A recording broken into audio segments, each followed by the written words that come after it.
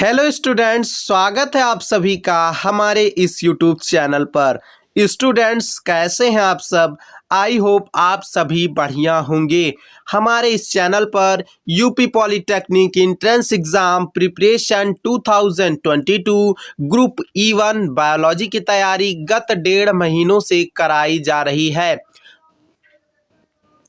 जो लोग पिछली कक्षाओं को, इससे पहले की कक्षा को देखना चाहते हैं, उनको नीचे डिस्क्रिप्शन में लेसन वाइज प्लेलिस्ट मिल जाएगा, आप वहां से जाकर देख सकते हैं।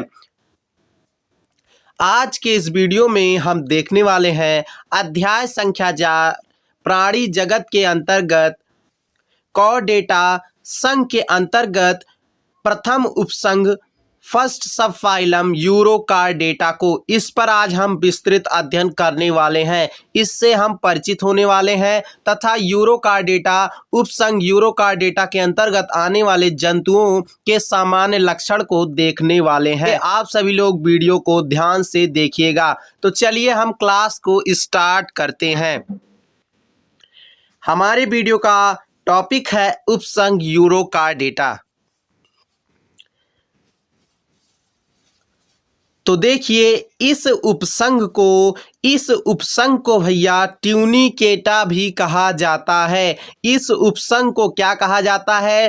ट्यूनिकेटा भी कहा जाता है। इस उपसंघ के जंतुओं के सामान्य लक्षण जनरल कैरेक्टरिस्टिक्स निम्नलिखित है, जिसमें पहला सामान्य लक्षण है, इस उपसंघ के सभी जंतु क्या होते हैं भैया? समुद्री होते हैं। क्या होते हैं? समुद्री होते हैं, जो विभिन्न गहराइयों में पाए जाते हैं, जो विभिन्न गहराइयों में पाए जाते हैं, और ये जंतु विश्वव्यापी वितरण दर्शाते हैं। ठीक है।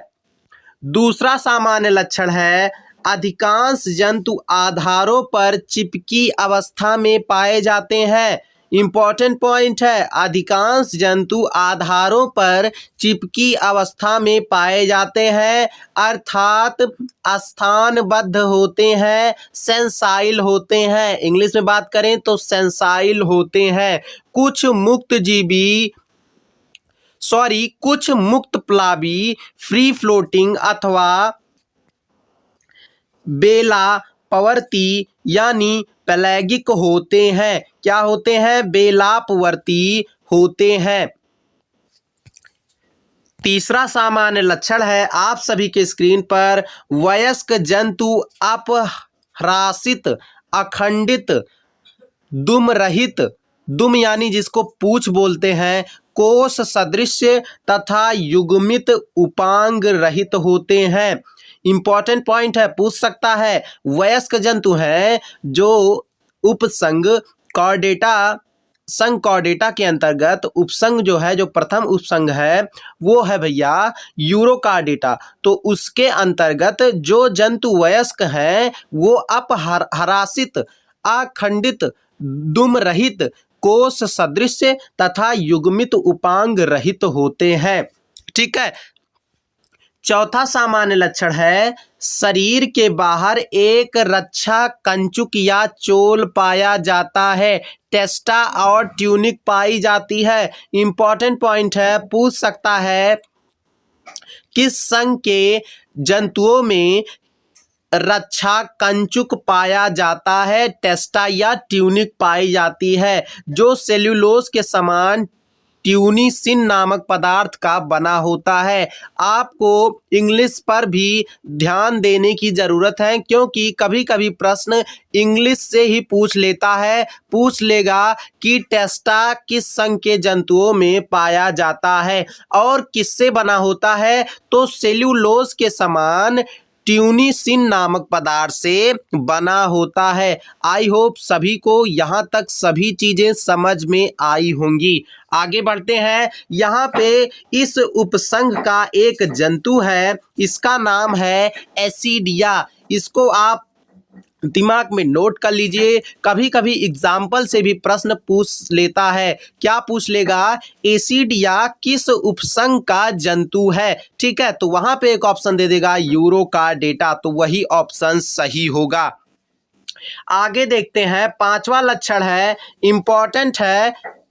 देखिए, वयस्क जंतुओं में हमने क्या देखा, वयस्क जंतुओं में ग्रसनीय क्लोम दरारों के अतिरिक्त, अब देखिए भैया, वयस्क जंतुओं में ग्रसनीय क्लोम दरारों के अतिरिक्त कोई अन्य महत्वपूर्ण कॉर्डेट लक्षण उपस्थित नहीं होता है। देख लीजिए, वयस्क जंतु जो है उनमें ग्रसनीय क्लोम दरारों यानी फेरेंजियल गिल्सलिस्ट के अतिरिक्त कोई अन्य महत्वपूर्ण कॉर्डेट लक्षण उपस्थित नहीं होता।